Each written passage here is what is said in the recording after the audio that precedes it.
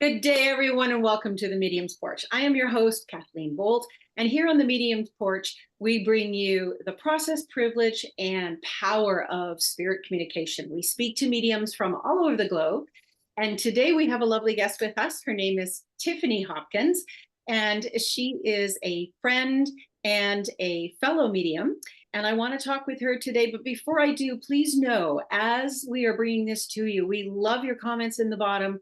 We want to hear from you. We can certainly come back later. If we get too talkative here and can't get to you right away, please know we'll come back later and answer your comments. So do let us know what you think and share it with friends, because we are here on the Medium's Porch to help you educate yourself, educate others, and really get a flavor for what's possible with mediumship.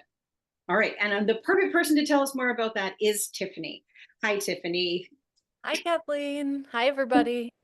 I am so glad to have you here. Always a pleasure to talk with you. And of course, this is our first time talking in front of others, for others, and sharing some of these things that we're going to be sharing. So I'm really looking forward to our time today. Me too. I know we both have Lilydale radio shows and we talk all the time about what it's like, and we've finally made the time to talk live. Listen. Exactly. Yeah, Tiffany, she has been living for the last 7 years in her grandmother's cottage in Lilydale. And there's a whole story and transitional experience that she had through that, which I'm sure if we get to it, she'll be happy to share with us. Again, she has her own podcast, so you can also go there to learn more about her. She loves living. So you've told me, right, Tiffany? You love living. I feel like I'm talking about you when you're right in front of me here. It feels odd. She loves living in a forest adjacent village, which is Lilydale. We have this beautiful forest in behind, and she has these wonderful animals, Koyo and Sylvester. I like to consider myself their aunties. They're just lovely souls, and they take advantage of the property as well. They love Lilydale as well. She travels frequently for her work, and she has been able to do this so she can increase her food options, because we know in a smaller community, it's a limited option for your palate. But she can travel the world, has traveled the world, and she gets to see friends and family while she does so. She has degrees in cognitive science, interdisciplinary computing, in the arts and music and business. And Tiffany started the organization Normalize Talking to the Dead. And she did this to create resources for the next generation of people who connect with the beyond. Her podcast is called Beyond, and it is part of this Normalized Talking to the Dead adventure. Her podcast is a heart-centered guide to new possibilities with discussions and practical tools. She is one of the many program video casts, as we've already mentioned to you, that is offered by the Lilydale Radio and the Lilydale pages, both on YouTube and Facebook. You can listen to her. I'm doing the advertisement now, Tiffany. You can listen to her every 11th and 22nd day of the month at 6 p.m. And that can be found on the page that you're now probably listening to. Whatever that is working, right? The podcast page, but the Lilydale Assembly page, the official Lilydale Assembly Facebook page, is the official mount for this program. And then you can find her on many of the other popular podcast stations. So you can follow her there so that every time there's a new episode coming up, you'll be able to have it in your stream. You can reach out to her through the podcast, making notes. Always comment. We love your comments. And you can also know that she's a spiritualist, a medium, a facilitator for learning, a podcast host, and an author. So she just keeps adding in those wonderful additions in her unfolding as a medium. And you know from watching this program, it's very important for me, but also for my medium interviewed individuals, to tell us and remind us how important that spiritual unfolding is. So her book is coming out. Beyond is its title. It's coming out June 2025, and it's going to help you with your own unfolding. So look forward to that. Tiffany, thank you for being here one more time. My pleasure. Yeah. So as we get started in our conversation here, I wanted to start in the same place I do with many of my mediums. And I just want to ask you, what was the call? How did you find your way to mediumship such that you felt this call to drive you and motivate you into this spiritual process? Yeah. Well, you mentioned we might get back to the story about my house. And it really was this house that I'm sitting in right now. And you said it was my grandmother's, and it was my grandmother's, but before that it was her mother's, and before that it was her mother's. So there's been a lot of work of many, many, many people in my history to bring me to this place. And I think, I spent my 30s. I just turned 40, so this wasn't a long time ago. It's like a couple months ago. When I say my 30s, like, I mean my early 30s, I was really seeking. I'd been working in tech and had all these, exciting and fast-paced jobs, and they, as you might imagine, weren't fulfilling to my heart and soul. And so I was seeking. And I'd started reading tarot when I was in college, still just, for fun. I just thought it was interesting. I really understood it as like, I didn't see it as something psychic or anything unusual happening. I thought I just memorized what's in the cards and I just did the readings, and I was like, I'm just memorizing stuff and I'm reading it back to people. But people were like, that's really on point. And, like, I look back now and I'm like, I wonder what was actually going on there. I don't think it was just my rational brain, but I had to have this rational way in.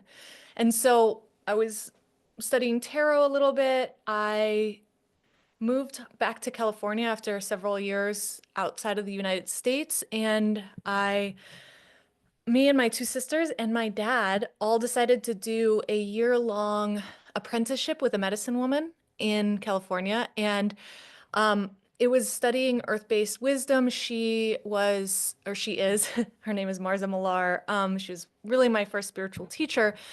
She's Celtic and Native American, Yavapai, and she had spent her whole life learning different spiritual ways. And so my family and I spent a year studying with her, and I learned all about, you know, connecting with the earth and listening to the earth and all of these gorgeous, incredible ways of seeing the world and seeing what you can't see in the world. And at the same time, I knew they weren't my traditions, so I always felt like I couldn't really dig in or take them on as my own. And so I was still seeking and still trying to find a tradition and a set of principles and tools that I could make my own and feel like I could really make them part of my life every day. I really wanted a spiritual approach to living. I wanted to be able to feel connected all the time. Um, and so I was living in Brooklyn, working in Manhattan was like a marketing director for an e-commerce company. I mean, it was a really hard job for me in terms of like commuting an hour each way in the city. Um, and I was still trying to I was learning a lot about genealogy. I was trying to practice all of my kind of spiritual tools. And I'm going to try to shorten the story a little bit, but basically, this cottage that's been in the family for 100 years was about to be repossessed. And I was like, I got a little bit of extra cash. I took this job so I could pay off student loans, and I'd done that. And I was like, let me make sure the family doesn't lose this house. And then I was like, hey, I could live in that house and not have to work this job because it'll be cheaper to live, in the country. And I always loved living in the country. So I moved here and I found mediumship. And I was like, oh, okay, got it. Thank you. Like, so Yeah. yeah. And so, I mean, I came here, and the rest of the story is everybody listening to this knows about Lilydale. And to be able to move here, I'd been here a couple times as a kid. My uncle lived in this house for 20 years from 1978 to 98. I came here for his wedding. I definitely spent time here, but I didn't know much about spiritualism. I didn't know anything about spiritualism. Even though my dad grew up coming here every Sunday and going to Lyceum, and I know how much it infiltrated my mind because he had a very, very open mind, but he didn't like raise us in a tradition. We weren't learning about spiritualism per se at home, but I definitely think it was in there in the way my family lives and how I was raised. And then I came here and it was just like, oh, okay, great. Phew. There's something for me to do. Well, I'm sure there's many of us that are very glad that you've moved to Lilydale for sure. You have a lot that you're contributing. I want to go back to this point you said back when you were talking about your early training, your first foundational efforts with shamanism and the pagan style of education and spirituality. And I think it's very notable that you mentioned right there that you realized it wasn't your tradition. Um, I can relate to that myself because that's kind of what happened to me too. I started following those pagan and earth-based religion Mhm. threads, indigenous, going to powwows. I was doing a lot of that too at the beginning. So I can relate to that. And that's, I think, why it stood out. But also, I love that you were aware enough, even just awakening that process of spirituality within yourself to know that there was still something more that needed to line up for you. And I think that's where a lot of people can end up with spiritualism Mhm. because they didn't necessarily have a tradition other than maybe the cultural Christianity that they were raised with due to either approximation or maybe even indoctrination. But, the coming to spiritualism is gives you the opportunity for a lot of freedom of expression. Would you agree with that? Absolutely. Yeah. Yeah. And it allows you to go in and find your truth. Mhm. So it's not organized in a way where you are strictly within a box or a container that says, this is your doctrine, this is your creed, this is what you're supposed to do. You must rise up to this. It's for me, it's more of an understanding that this is an opportunity for us to awaken the divinity that is within us and Mhm. then start to cultivate, nourish, and understand what that is and sharing it with others just through our existence, right? Mm. By doing and being and aligning with all that is through the natural law. So, how has spiritualism changed your world since you've embarked into it? Do you have any noticeable changes there? Oh my God, my entire life has changed. I mean, I There just we wrote go, a a whole book about talk right from mediumship. that, right? Um, Can I, you précis it down to like just a couple things? I mean, and it's funny because it isn't what I would have picked. Like I am not I always say I'm not a religious person, and it's actually been hard for me to be like really feel comfortable saying I'm part of a religion. I mean, I live in a religious community. I can't deny that, but I just wasn't expecting it, right? And so you know, it's been really interesting to allow myself to open up to say, okay, maybe that's something I can accept and be open to.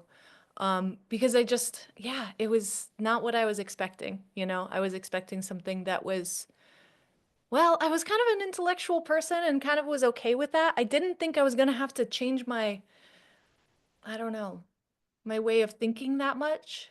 And um, it's all been pretty surprising, and like, I've had to take it very slow. Um, the kind of my philosophy around it, like learning mediumship was very fast. It was like all of a sudden I was doing it all the time. And like that was like, oh, I love it. And I love the challenge of mediumship. It is not easy. Anyone who tells you it's easy is very gifted and very lucky. I don't think it's easy. It's not been easy for me. I love that challenge, but I had to keep taking breaks and be like, what's happening here? Like my logical brain would stop me and be like, what's happening? Why is this happening? I don't know if I can accept this. Um, because it's a lot, it totally changes your perception of the world if we can talk to dead people, it's Do you find your mind was creating scenarios that would make it possible for it to happen that absolutely. And went actually, beyond what you were being taught? Yeah. yeah, oh, I there's a whole Well, at least there's one solid chapter in the book just dedicated to what I call conceptual frameworks, where I just outline all the different things I went through and a bunch of different ways to think about it because I needed that. And I couldn't find it. That's why I wrote the book actually, I was like, this is the book I needed when I was learning mediumship because I just really didn't have that intellectual foundation that helped me like get my mind to where it needed to go to be like, I can do this. It's okay. You know? Right. You weren't just jumping in, oh, they say it's so, so it must be so. You were Right. like, oh, and what else? Yeah, Right. So exactly. those early people in your mediumship training, I know you went to Fellowships of the Spirit, did some Mhm. programming there. So you would have been exposed to all of those teachers. Yes. But in all your journey here at the very beginning of it, who do you see as being a heavy or heavy, I mean heavy, um, profound, Mm. big influence on your coming to terms with all that? Well, I have to say my first teacher was Judith Rochester, and I spent my first 3 months every week in her circle. And I mean, it just absolutely hooked me. I was totally in from the minute I started. And that was like the first week I was here. Actually, there was a big snowstorm, so we didn't have it. But the second week I was here, I was in that circle and stayed in it till I ended up having to leave for a few months for work. But um, I will, I have read so much about the history of spiritualism, and I really needed to understand the breadth of where spiritualism came from. I also have another big chapter about the history of spiritualism because for me, the history really helped me. And then a lot of I have been part of the morbid anatomy community for since like 2020, I guess, and taking a lot of classes with different intellectuals and philosophers and stuff like that. So basically, what I've like to do is take like people's understanding outside of our world, outside of spiritualism, outside of Lilydale, who Mhm. explain certain things, and then take what my teachers like Judith and Elaine, what they taught me and kind of bring it together. Like I needed both of those sides. And so for me, it's always been this kind of bouncing back and forth between like, and maybe it's three sides, like the history, the kind of science and stuff that's going on outside of spiritualism, and then these incredible masters of mediumship that we have here in Lilydale, and getting to not just watch it every day, but live around it. And that's what Normalized Talking to the Dead is about, is because for me, this never would have happened if somebody hadn't put me here Right. and surrounded me with people who are like, it's okay, just try it, you know? Well, when you talk to these, like you said, masters, when I've talked to people that have been what I would consider master teachers or people that have influenced me, they all seem to come down to that same point that they have, after years and years of teaching, recognized and through their own personal experience that mediumship is a faculty that belongs to each of us, like a birthright. It is our ability to communicate with love, with divinity, with those who love us when they return their state to their original state, that of spirit. So it's beautiful when you see that repeated through teacher after teacher, generation after generation, because that's the thread that connects it all together. What I love about what you're doing is you're almost taking us back to those days at the beginning of spiritualism when people were looking at all sides of the equation. Look at all the testing in the history of spiritualism that was done on mediums, to help those that were trying to, put it into a framework that was more comprehensive and more complete in the physical world as an understanding of what exactly is happening. And then you get the others that are just the strong mediums and they have no idea what's happening. But the two were playing off of each other right from the beginning. So I love that you're kind of bringing this around again to the fact that, hey, let's look at all sides of this. There's not just one way there. There's not just one way to use mediumship. There's not just one way to see it or understand how it happens. And I love that in your own process, you start to understand what works for you. But before you got to that place, and before you decided that, you didn't make it a destination, right? You did this journeying around it. And obviously you're the curious type. You're obviously, you've traveled the world, you have interest in variety of senses and foods and experiences. So obviously you're giving us another good example of how this is where you are now. This is the book that you're publishing now. This is what you needed then. This is what you want to share with others. And later, let's see what's next. Right? So I love Yeah. that about you, because one of the questions I do want to ask you, I mean, there's so many that I want to ask you, but one of them, in this process of research and in this process of looking at history, looking forward, looking back, being present, have you had any moments where you wondered or pro- um, prospected, maybe, or not prophesied, but just kind of looked forward, like, where is mediumship going? Just as a large process, because obviously for you it's important to reach out to others beyond the religion itself. So where have you conceived this may be taking us all? I also I end the book with a little tiny chapter about my concept of the future of mediumship. But we don't want to do a spoiler alert here. Oh, So it's fine. yeah. I can't keep secrets. Like that, present secrets. I always give people their presents as soon as I get them for them. I Oh, hate. me too. Um, so, uh, what you were talking about earlier really got me thinking about this thing that my conclusion, if I could say so, as of yet, with my research and practicum, if you will, with mediumship, is that if we can do this to talk to the dead, I don't know why we would limit ourselves when there's so many other things that are hard to communicate with.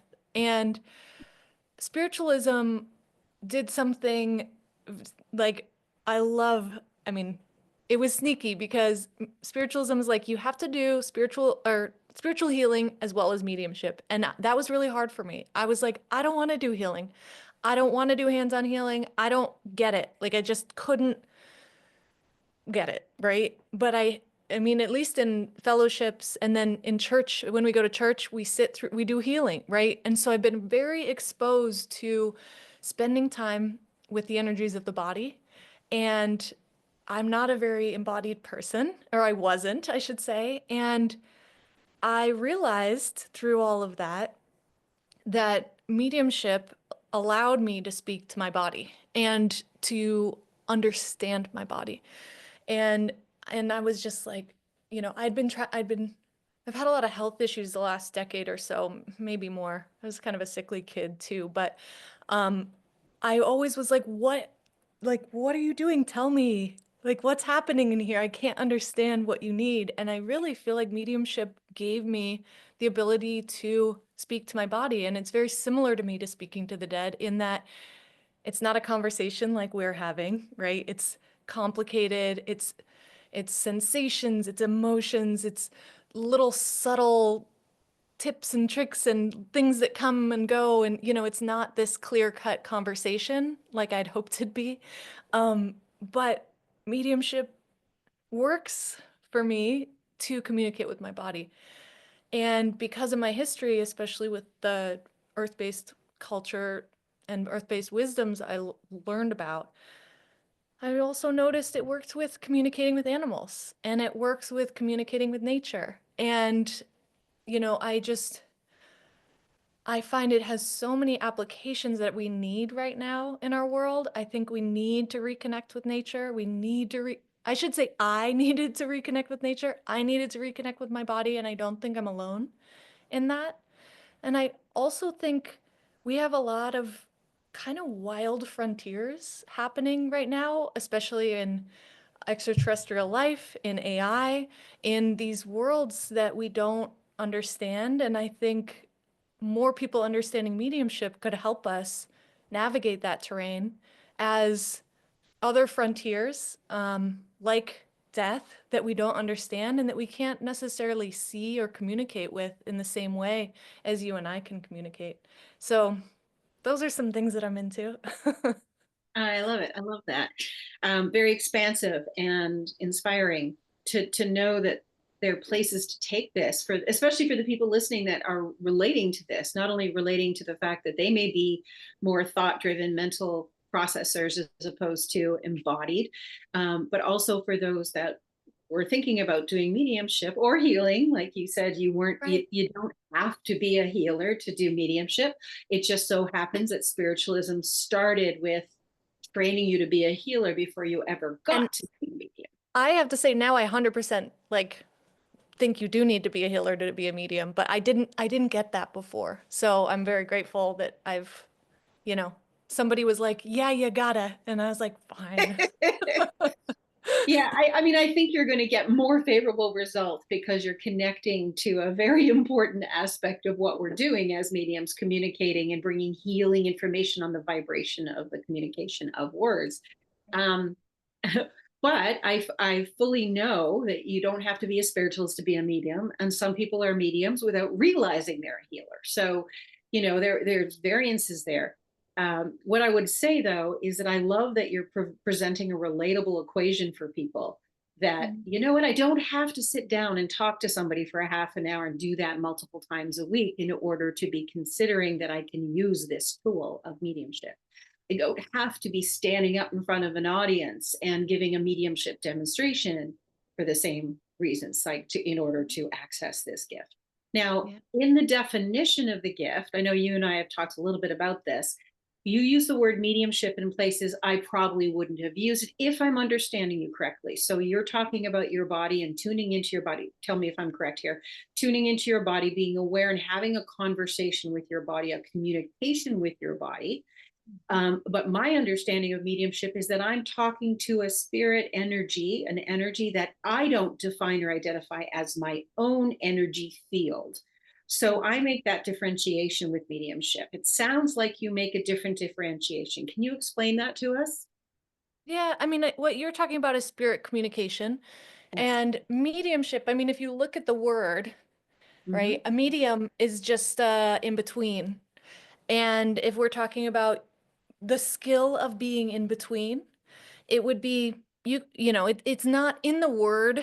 It isn't. I know our culture at this point has mostly defined it as spirit communication, but the word itself doesn't imply anything about a spirit, right? It just is saying that you are the practice and you are embodying, perhaps, I don't want to overuse the word, but a place between two, and you are serving as a tool to allow those two to communicate, to connect. Just like a medium is also, pen and paper, or, we use it for the media as well, right? The plural of medium. So Right. as a way for us to, The person in the middle, right? It must be a yeah, Latin base of some sort there that connects yeah, that. Yeah. yeah. So I know it's like it's an expansion of the definition. Um, but I don't know. It's for me, that's what I've used it for in Yeah. my own life. And the thing that I did actually, even before I really totally understood the connection I had with my body or with earth or animals, is with art and how mediumship can be almost synonymous with creativity. Mm. Um, as an act of expressing something into the world. And in some ways that's you know, like a manifestation is a similar word in terms of taking something kind of unseen and making it seen. Well, we have talked about with other mediums that have come on the program. We've talked about how artists and mediums can have that similarity, because I think it goes back to that point you're making, that you can use the word mediumship for connecting with your body because you are an intermediary. You're in the middle of a process of energy flow and energy movement, Yeah. right? Yeah. And you're putting yourself in a state where you're being the, as much as possible, the neutral observer of that flow of energy. So you can take information out of it, you can put information forward by disseminating that information. But in either case, to receive the information, you're in this state of mind that is more neutral, that has a frequency to it, that is an altered state of its own kind, Yeah, right? absolutely. So I feel like this idea of creativity is wonderful. And as you know from doing mediumship, the language, right? The language, the way the information comes to us can be very abstract, right? And Yes. sometimes when we share that language with our sitters, or in the case of a friend or whatever healer situation you're in, they can be confused by it because their mind doesn't process things abstractly or through metaphor, visuals, or left brain think or right brain thinking. Now, again, there's no such thing as left brain, right brain. We can get into that, but we like to use those categories to get to the point quicker, or at least I do.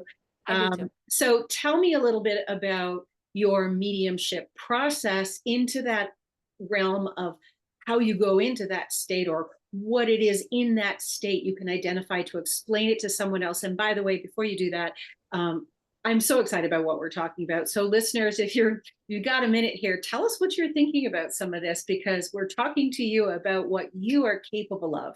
And I'm sure we're both curious, are you, Tiffany, to know, like, Oh, what absolutely. is it you guys are feeling about these things that we're talking about? So go ahead and tell us a little bit about your process, if you would. I'm Yeah. excited to I hear. mean, it's really interesting. The words we use are something I've spent a lot of time thinking about and researching. And when I first started writing about mediumship for creativity and in particular, was because I was studying channeling, and I thought it was a great word for it. And then I realized channeling is one direction.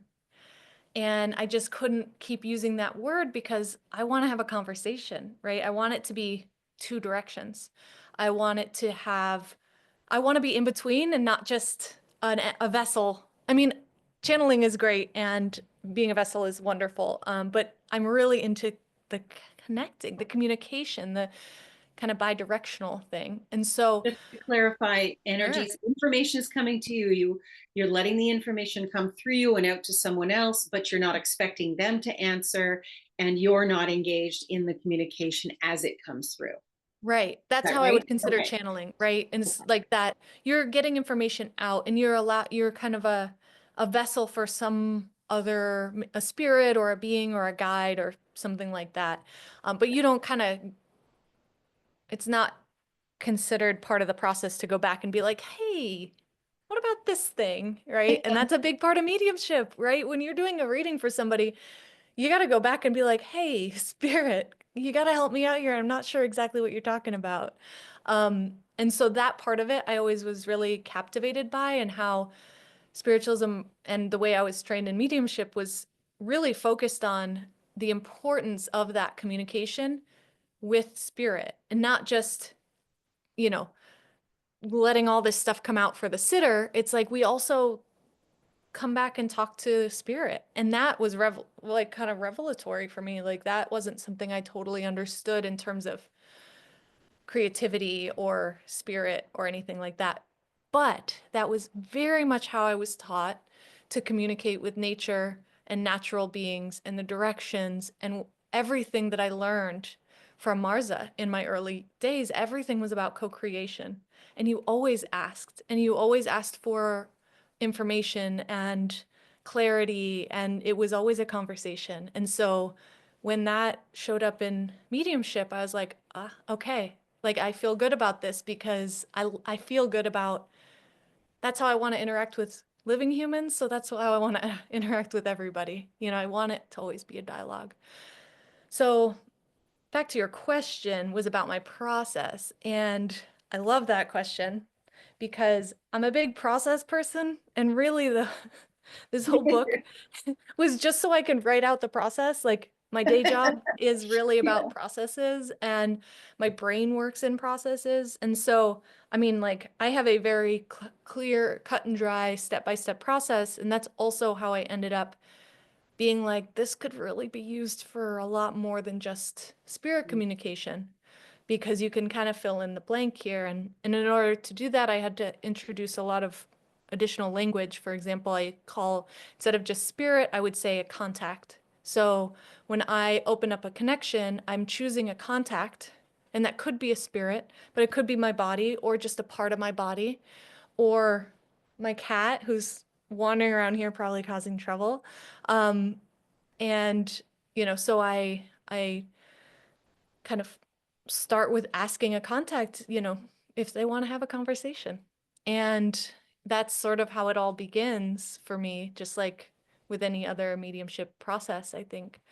Um, and then I like to think of a lot of the in between as an interview, right, with the contact. And because that's like, I mean, I just kind of talked about that a little bit, but then my other thing that I'm really into is making sure everything's closed at the end. So I have a big part of my process is about remembering to close the connection, and then bring myself fully within the bounds of my skin. Um, and that's a big safety thing for me of, Absolutely. yeah.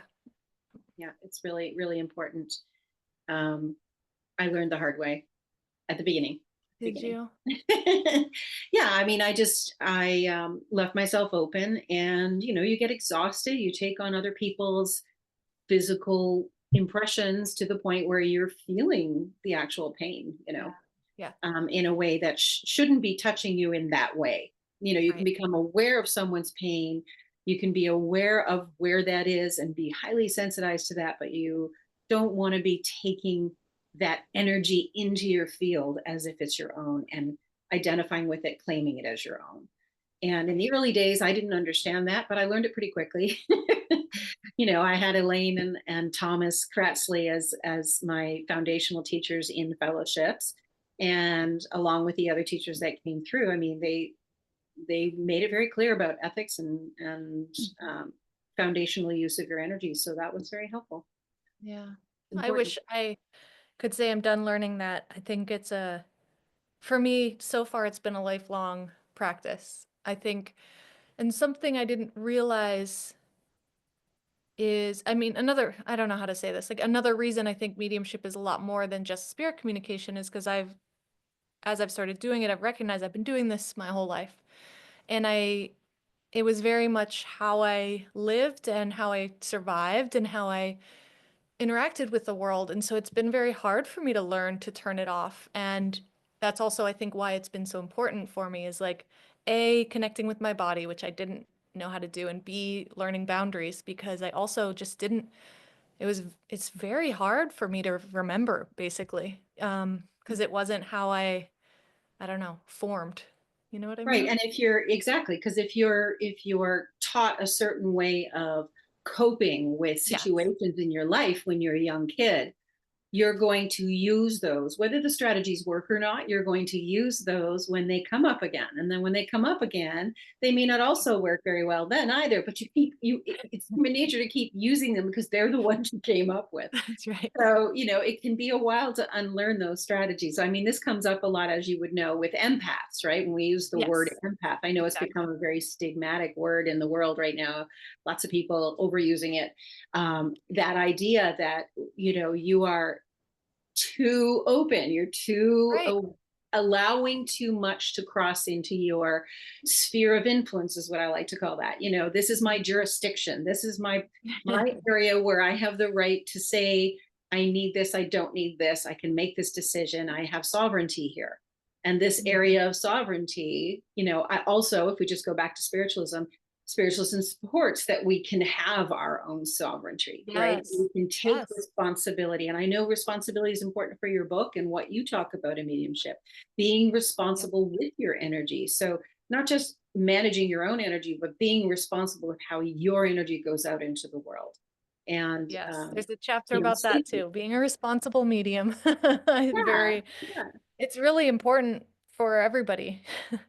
Yeah, absolutely. And you kind of remind me of, you know, what we were talking about a few minutes ago, just in learning those boundaries and why, I don't know, the everybody kind of um should learn mediumship maybe. I mean, I don't want to be too much of a to push it too much on people, but like it's such a valuable skill for us to be able to do this sort of connecting. And you bring up the point that you had asked before about what is one of the big things I learned from spiritualism when I first came, and that was actually a very life-changing experience to for somebody to say to me, and actually it was many people because it's common, it's a very foundational thing that's taught in spiritualism is this is our world and we get to say what happens. And if we're not comfortable, you say no, and you're not willing to speak to, you know, if I remember when I first got here, I was worried I was going to get spooked in my house and be scared. And someone was like, "Oh, just tell him not to come in." And I was like, uh, wait, I can do that? And I did. And they never bothered me. You know, Yeah. like I said, I don't want to be scared. I'm happy for everybody, you know, other people to come in, but don't scare me. And they didn't. So, Well, I probably told you how, I had that experience where they wake you up. Have you had that yes, experience? I Yeah. haven't, but well, actually, yeah, that's not true. I have, but Yeah. But I had to do that too. I'm like, these four corners, outside that, fine. You can come to me through my mind and my dreams, mm, right? But you yep. cannot touch me while I'm in bed. Yes. Yeah, Right. boundaries So with that the was women my in the boundary. bed. It's like, no, you can't do that. Yeah, yeah. It's just too shocking. It's It is. too yeah, it's just too challenging to be in a state that's in the deep state and then bring yourself up through those layers of frequency coming back to alert state, right? Your beta Mhm. mind, and not know, like along the way you're okay with them touching, but when you hit that beta mind, it's like somebody's, it's just automatic. You're programmed to understand that there wouldn't be someone in your room. So, it's just too jolting. It's too stressful. So yeah, you do need boundaries for a lot of different reasons. And I'm sure people that are still exploring that will learn a lot from what you're offering them in the book, the techniques, the practices. One thing I love that you bring up a lot is using the word practice mediumship, like the mediumship practice. And I don't hear a lot of people say that. And I really value that because it brings us home to what you can see from the beginning of our conversation here, that you're a person who's curious and growing and no longer maybe seeking in the same way, but definitely exploring, right? Being creative, going beyond the boundaries, pushing your boundaries and pushing that envelope of what everybody else is calling truth. So that practice of mediumship, I think, is fabulous. It also brings it into the realm of giving us something that holds us as mediums solid and sound in ourselves as we go through life. So beautiful, beautiful. No question in that. I just wanted to talk about that part. So now you have one of the things you're going to be doing in your book, and I know you've done a ton of research on, is the nervous system state. Oh, yes. And you're going to be talking in your book a little bit about how to know when you're there in a certain state, right? How to Mhm. work through that state and how to change that state. So, really, you're talking a lot about managing your own state. Can you That's right. tell us a little bit either about the research, your process in uncovering that, what you've learned, what you want to share? Take that anywhere you would like to. I'd be happy to hear more. So that's within the being a responsible medium chapter, Okay. actually. And the reason that's the case is because our nervous system and the state we are in is not part of our control, right? We can't choose our nervous system state. It is decided by our body and our mind based on our environment, and our internal just physiology, right? So if we are afraid or calm and connected, if we are in freeze or flight or fight or any of the various nervous system states, that is because our body thinks we need to be there and our mind thinks we need to be there, and we can't actively change that. And so the reason it was such an important thing in the book is because for people who are struggling to be able to connect, whether that shows up in not feeling creative or not, or struggling in personal relationships, that is typically because we're not in the right nervous system state to be able to create or connect with others. And if we aren't in that state to connect with a living human, how are we going to do it with a spirit? Right. So I spent a lot of time talking about it, which was really hard because I'm not a research scientist in this field. And so it was hard to be able to put enough in there that wasn't And the research doesn't talk about mediumship. So let me just say that nobody in the neuroscience community is talking about how to manage your nervous system state for mediumship. So I was really trying to extend our understanding so that those of us who want to find a calm and connected state for mediumship would have enough understanding of why why meditation, why can't I meditate today? Why do I feel like this is impossible? And that might be because there's something going on either in your physical environment or your internal physiology that just says, hey, I can't do this right now. And for me, it was really important to know that isn't something I'm making a decision about. This is something my body is actually telling me. And if I want to change that state, I'm not going to do it by saying, Tiff, no, you're meditating. I don't care what you say. No, I have to change it by, checking. Maybe I'm too tired. Maybe I'm too hungry. Maybe I haven't seen enough other people today. Maybe there's a high-pitched noise that I can't even hear that's just throwing me off, right? Like there's just a lot going on that we don't know about. And so that's why I put a lot of that in there. That is like the tiniest bit. And I would say, most of what I've put in the book and what I've researched is based on the polyvagal theory by Dr. Stephen Porges. And so it is also, I should say it's a theory. It isn't all like, it's been around for 50 and 60 or 60 since the 60s, which I guess would be 60 years. And it has been borne out across research and clinicians. Like it's very well established, but we don't exactly know what's going on. So, it will change, our understanding will change, but I found it so valuable to get at least a little bit of understanding of what's happening in my body, and why, you know, sometimes it's harder than others, right?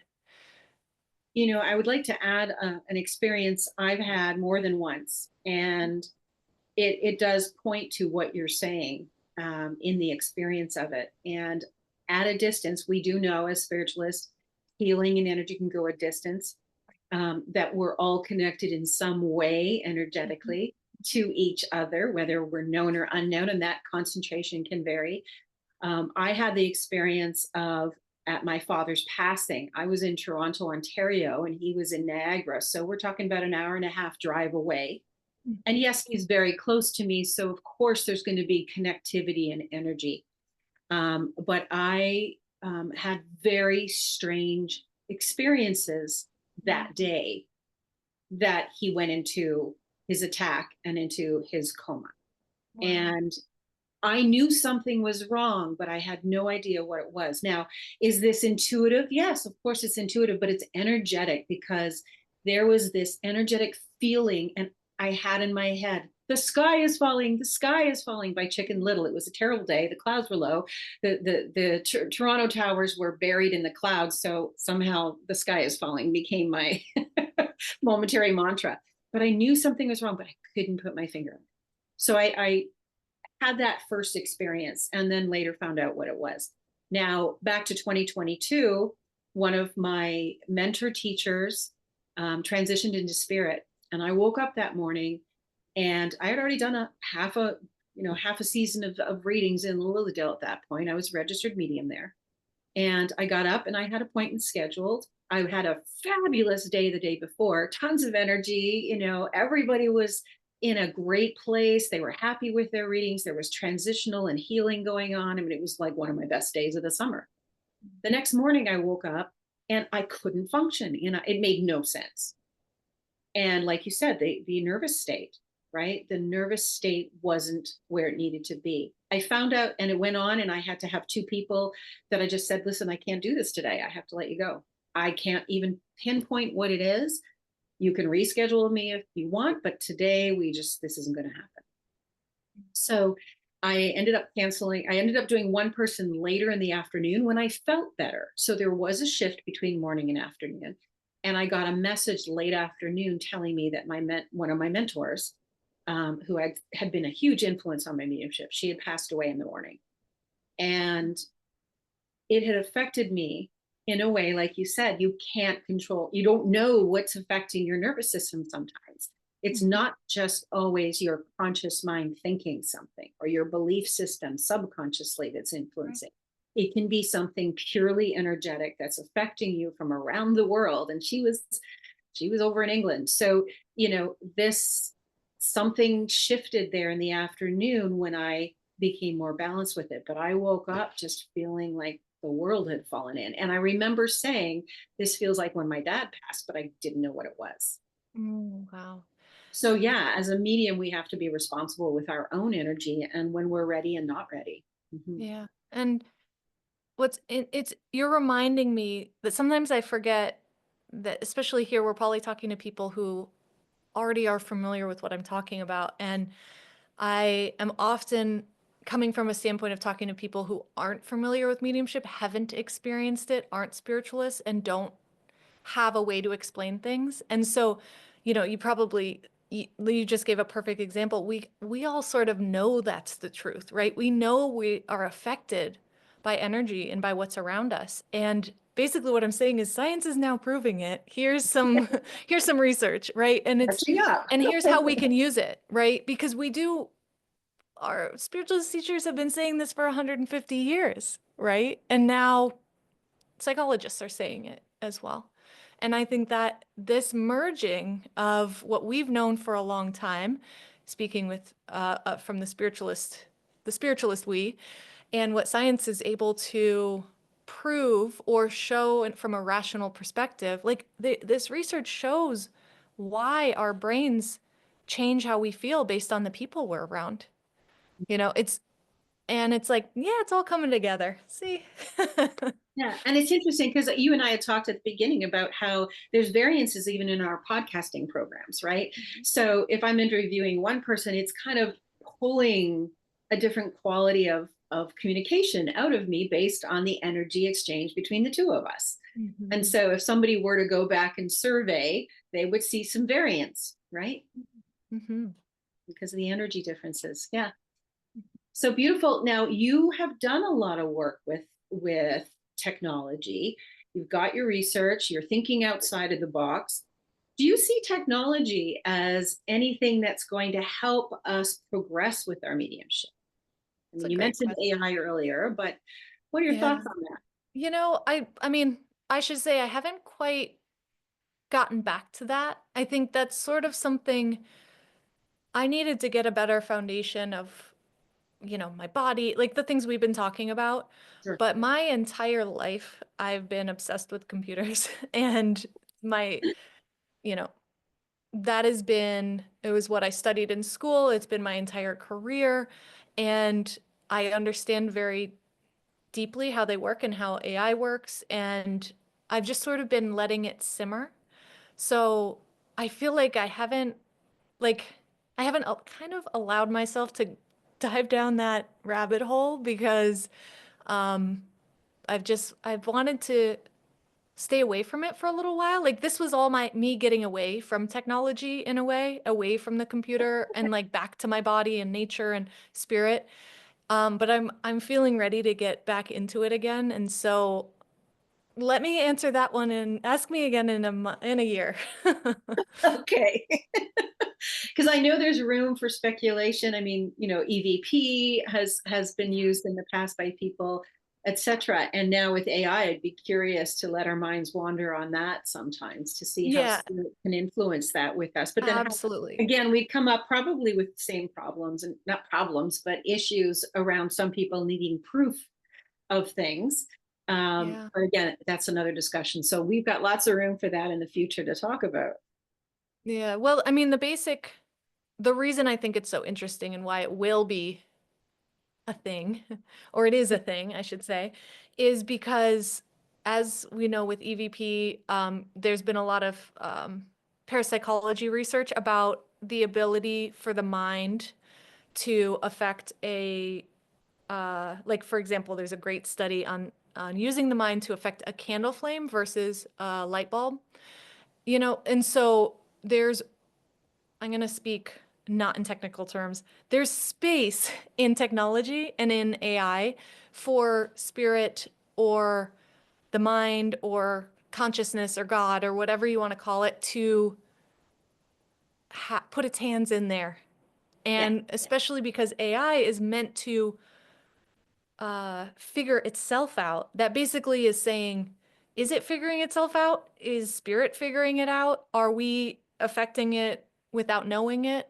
Or, so there's a lot there. That's why I'm like, Yeah, when you use AI, it is rather uncanny how quickly the information comes back, and also how some things are put in there that you didn't plan to have put in there. Now that could be mind patterning and conditioning based on, how they've programmed it. But there is some interesting room there, like you said, space to see where that all falls into place. I mean, look at we can influence electronics ourselves. I mean, when when I was in art school and I had to do graphics on the computer, um, sometimes I just get so frustrated with the technology that I would end up making it so my computer couldn't even do what I wanted it to do. right. And my grandmother, back in the day, she used to make watches not work just by her regular energy field. She just couldn't wear watches, right? So yeah, there's lots of room for experimentation and speculation. That's right. A Yeah. lot. Hmm. Yeah. So let me ask you this, for those that are listening and are mediums themselves, I think it's always interesting to hear.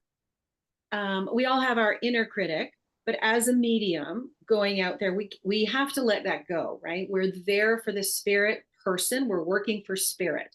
And so we have to put our critic aside, put our judgment aside. We have to get as neutral as possible and be a mediator in the middle of it all, be neutral. Um, but when we watch other mediums, sometimes we can perceive as mediums that they're not necessarily succeeding at that. And, we're all guilty of it at some point because of, like you said, differences in our neural system, what's happening that day, our state of mind. There could be any factor that influences that. So, my question is for you, as a sitter, being a medium, how would you, watching other mediums, recognize um, your most ideal circumstance for receiving and watching and observing a good medium in operation? Like, what are some of the things that are so valued by you that if you saw another medium doing it, you say, aha, I could go to that person for a reading, or they're doing a good job? Not that it's our job to put others down or compare or do this thing, but I'd love to hear from the inside out, if possible, how you yourself, since you give so much thought to these things, Hmm. what are the main things that you would look for and we can all aspire to be within ourselves, to be productive and healing and supportive and doing our best work for spirit? I love this question. And I honestly don't feel like I've ever thought about it. And I wonder if that's one of the reasons I really struggle with being a professional medium, because it's something I really go back and forth about. That's one of the reasons I used the term practicing medium, and not professional, because, and maybe that's because I haven't sat and envisioned what I think I really want a medium to be like. That being said, I the first thing that comes to mind is authenticity. And like, do I feel like I'm talking to a real person? Right. Mm. And, you know, mediumship is hard. I've said this already, we've gone through this, and there's a, there's this in the book, I go through the foundations of improvisation that a scientist kind of rooted out and listed. And I think it's fascinating because it lists all these things that are, I mean, it's exactly what we need for mediumship, because we're improvising, right? And one of the things it talks about is um, you need like this sort of scaffolding of common language, and you need like in improvisation, if you think of comedy, they have like bits, right? They'll have a specific uh like joke they tell, or type of joke. And that's really important because you need to have some continuity, and you need to have some tools for the process of doing a performance while you're practicing, right? That's one of the things he says in this book. You have to practice while you're performing. There's no separation because you don't get to plan ahead. And It's so, totally true. Right? Yes. Yeah, It's totally. absolutely, it's so well It's put. And I know we don't like live. to, yes, it's live. I know we don't like Yeah. to say that mediumship is a performance, and I don't mean it as in No.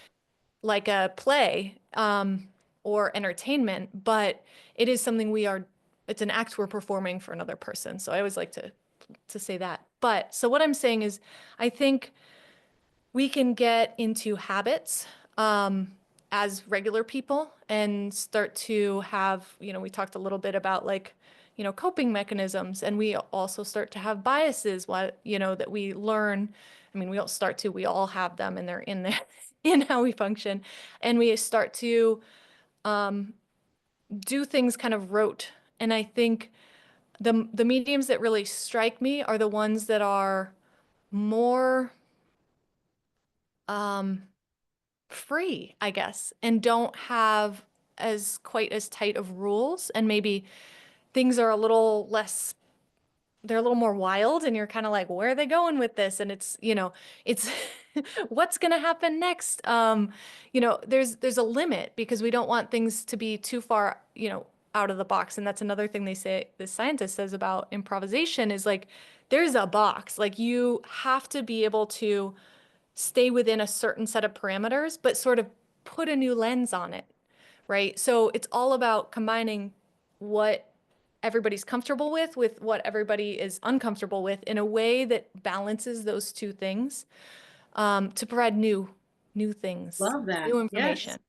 And so I think it's so hard to do this work, and I don't want to say stay authentic, because it's not it's not that people are inauthentic, it's that it's really hard to do, and it takes so much effort that I find myself in readings, like I have these like lines that I say, and they just come out of nowhere, and I'm like, wait a minute, why did why I say that every time? Like, why does this, you know what I'm saying? Like, there's Yeah, it well, in I want to ask you this because you're saying it's an effort, but I feel like what you're saying is not so much, and correct me if I'm wrong, that it's not communicating with spirit that is the effortful part.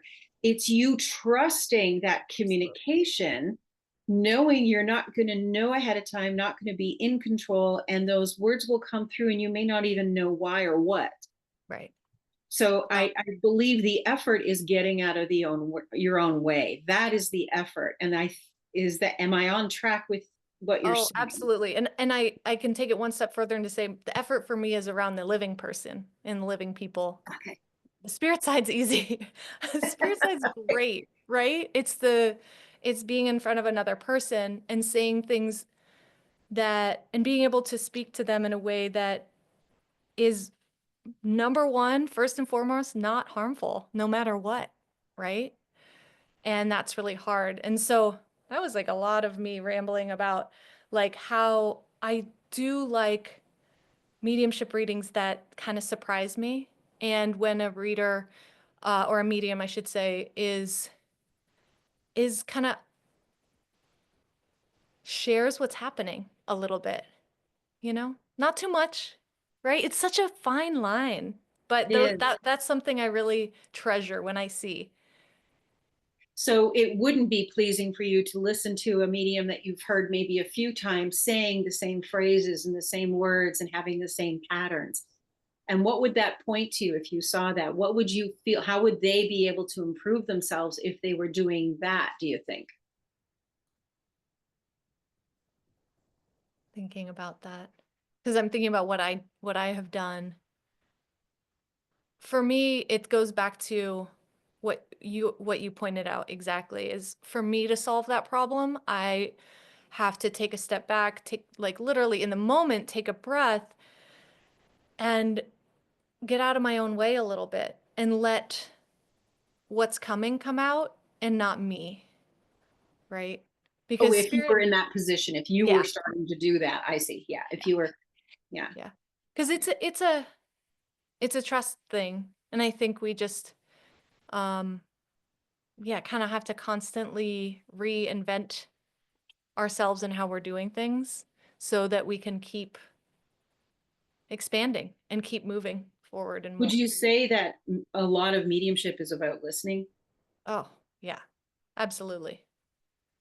Mostly, you know, Right. it's mostly listening. Absolutely. Because, yeah, I was just wondering where you would take that question about watching someone repeat, Hmm. and fall into their own habits and patterns in a way that it's worked before, I'll do it again. Yeah. And that's where I feel your word authenticity comes in, because Yeah. I feel from what you're explaining to me, if I'm understanding this, I'm getting a sense that your understanding of authenticity is also about being present and listening deeply Yes. to And what I just matters in the realized moment. authenticity has a totally different meaning in context of mediumship around, is it real, like with real spirit? And I didn't mean that at all. It's like authenticity with the present With the moment and person. yourself. This is Yes. what's happening right now. Yes. And I'm getting this information that I'm listening deeply to Yes. and conveying. Yeah. Yeah. That was a loaded word. I didn't even think about that I used that. It's Yeah. I did it's not great mean. though. I think it's an important word when Yeah. it's in the context of the moment in practice and the dissemination of the information to others. And I do agree with you, the hard thing is the client, not that they're being hard on us or anything. No, no, they're It's usually but it's what's wonderful. happening in our head. It's hard because we're listening to that spirit, the spirit, all of our spirit is listening to spirit, and we're bringing it forward for someone. It's hard sometimes to not to want to please your client. Yes. So that's where you got to get out of your own way. But it's also important, and it's also important that when they receive it, it's not our job to make sure they understand, because if we're Absolutely. trusting spirit and we've been authentic and present for the practice, and everything's in perfect neurological place, energetically, everything, that perfect idyllic reading, which isn't always consistent, right? But if we're in that perfect place, then that person will completely understand, because there's a need there, because spirit is your moving spirit through you in a way where that person can receive it, because spirit's the intelligence that knows, right? They're the Right. ones that know.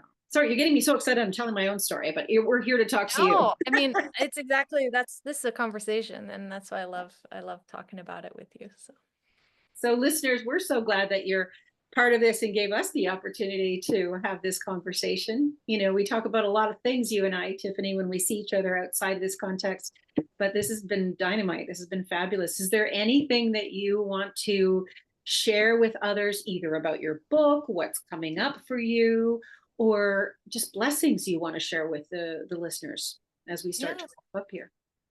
I do. I just got a pre-order link for the book just Ooh, like today. So I would love to share that with everybody. And pre-orders are really important if you're interested in the book or know someone who might be to put in a pre-order for it.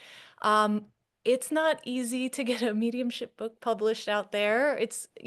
People are really consider this to be a niche in a small world, and to, you know, the more people who are interested early on, the more it helps build momentum and helps my publisher know that people really want this. And so we can get it out there into the wider bookstore world. So I would love anybody who's interested to take a look at that link and put in an order if you want to. And then next summer, in the summer season, I've got 3 classes during the Lilydale Assembly season, and you'll see that stuff in the program. It'll be on the Lilydale website. So I really hope that some of you will join me. And I have a class about in my kind of approach to mediumship for creativity, a class I'm doing with a friend, Joanna Ebenstein, about art and mediumship, and a book signing, sort of like telling a little bit of story about the book, which we'll do as well. You can also go to normalizetalkingtothedead.com and sign up for the email list, and you'll get all kinds of information about that. So yeah, I'd love to hear more from anyone listening, and I really appreciate you, Kathleen, and taking the time and asking me these amazing questions and having this kind of expansive conversation. It means a lot to me, so thank you. it's been a pleasure. So, And you asked listeners, for blessings. We should send out some blessings. some blessings. Yes, yes. Yes. There's a big world out there. It is. Oh, Let's do a prayer. Would Okay. you like to do the prayer? Sure, I could do that. Okay. So just take a moment to connect with all of the people who are listening to this. I'm starting with you, Kathleen, and then all of the people throughout all of time who take the moment to listen and to connect with us and to hear our words and to share them out into the world. And as we all collectively expand ourselves and think about what we are capable of beyond maybe what we've been told we can do, that we start to build energy in this world for all of our highest and best and start to expand, especially the presence of love and connection among all the living beings throughout this world and any others. So with that, thank you, Kathleen. Thank you, Tiffany. Mhm. Be well, everyone. Join us again soon. Bye.